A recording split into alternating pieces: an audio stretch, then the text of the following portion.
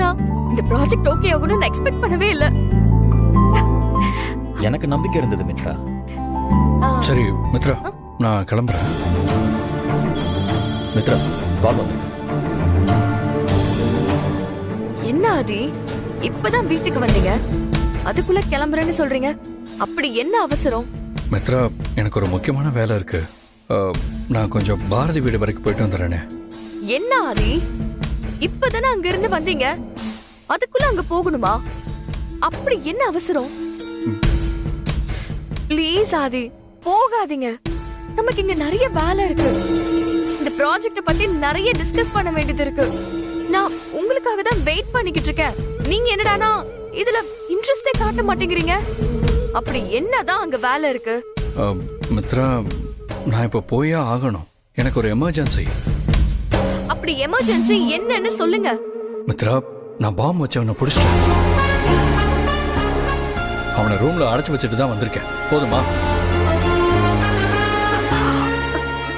என்னது, பாம்பு வச்சன புடிச்சு வச்சிருக்கீங்களா? அவனை எங்க புடிச்சீங்க நீங்க? அதெல்லாம் விடுங்க. நீங்க எதுக்காக அவனை அடைச்சு வச்சிருக்கீங்க? போலீஸ் ஸ்டேஷன்ல ஒப்படைக்க வேண்டியதானே? ஏன் அதிக இந்த ரிஸ்க் எல்லாம் எடுக்கிறீங்க? மித்ரா, இந்த விஷயத்துல யார் சொல்றதையும் கேட்கிற நிலைமையில நான் இல்ல. அவன் போன் எனக்கு கிடைச்சிருக்கு. அவன் யார் யார்கிட்ட எல்லாம் போன் பேசினான்னு நான் கண்டுபிடிக்க போறேன்.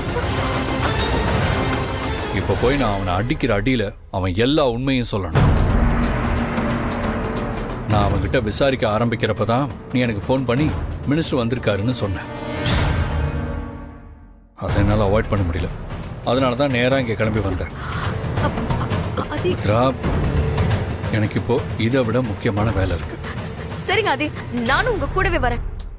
மித்ரா, வேணாம், நானே இதை பாத்துக்கிறேன். ஆதி, நீங்க இதை தனியா பண்ண முடியாது. அண்ணாவையும் கூட கூட்டிட்டு போலாம். மித்ரா, புரிஞ்சுக்கோ. யாரும் வேண்டாம், நான் கிளம்புறேன். முடியாது ஆதி, நான் கண்டிப்பா வருவேன். வாங்க நம்ம போலாம். மித்ரா, இப்பவும் சொல்றேன், நீ வர வேண்டிய அவசியம் இல்ல. நான் பாத்துக்கிறேன். ஆதி, நான் தான் வரேன்னு சொல்றேன்ல, அவ்வளவுதான். நீங்க வாங்க போலாம் ஆதி.